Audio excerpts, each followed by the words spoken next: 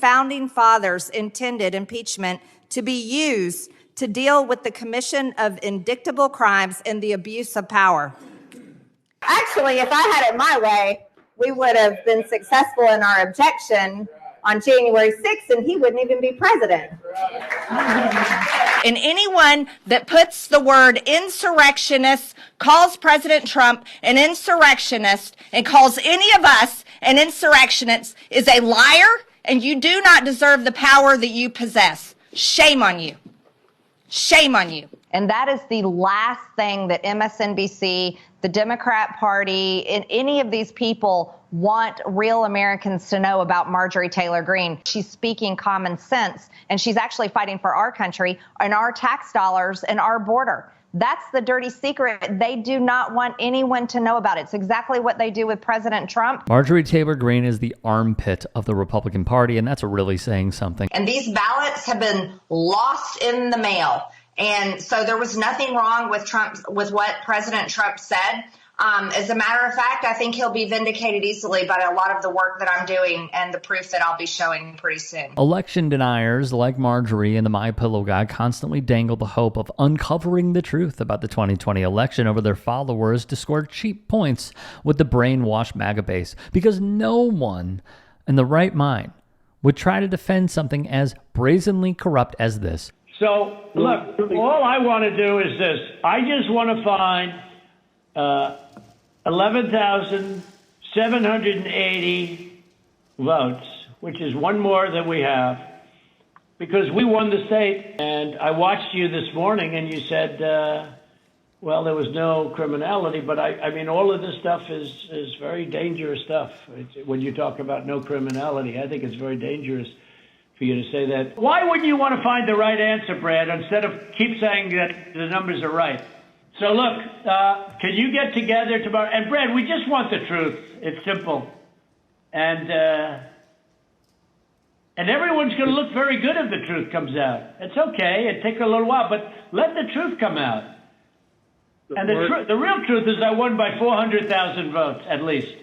So what are we going to do here, folks? I only need 11,000 votes. Fellas, I need 11,000 votes. Give me a break. But Marge, like every other member of MAGA, knows that her best and perhaps only option to stay in power is to do Trump's bidding without question, which brings us to her latest headline-grabbing stunt. They're angry on a whole nother level. And here's what really worries me. They're done with the Republican Party. They are absolutely done with Republican leadership like Mike Johnson, who totally sold us out to the Democrats. They know I mean exactly every single word I say, and I'm not full of just like Mike Johnson is, and I'm actually going to follow through with actions instead of lie to people on television. After months and months of performative outrage, hollow words, and her unfiltered idiocy being placed front and center, it seems like Marjorie's fellow Republicans have finally had enough of her antics. They want Russia to win so badly that they want to oust the speaker over it. I mean, it's a strange position to take.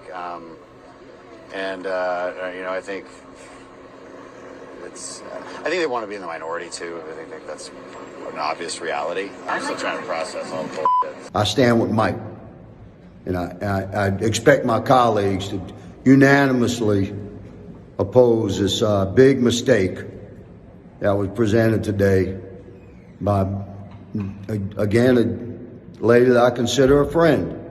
Sometimes friend makes mistakes, and in this case, Marjorie has made a big mistake. Losing support from the likes of allies Dan Crenshaw and Clay Higgins, of all people, should raise massive red flags for her that the rest of her colleagues are putting the party establishment before loyalty to Trump, which is even clearer by some of the responses from the marginally less insane Republicans in Congress, though they kind of are all insane. I think she's uninformed. She is a total waste of time. She is a horrible leader. She is dragging our brand down. She, not the Democrats, are the biggest risk to us getting back to a majority. The Republican brand speaks for itself at this point, but you get the idea. Unfortunately, the Chaos Caucus has continued to want to stop everything that occurs in Congress. It's not as if they have an alternative plan. They're just against those things that are necessary. And they were doing this is necessary for national security.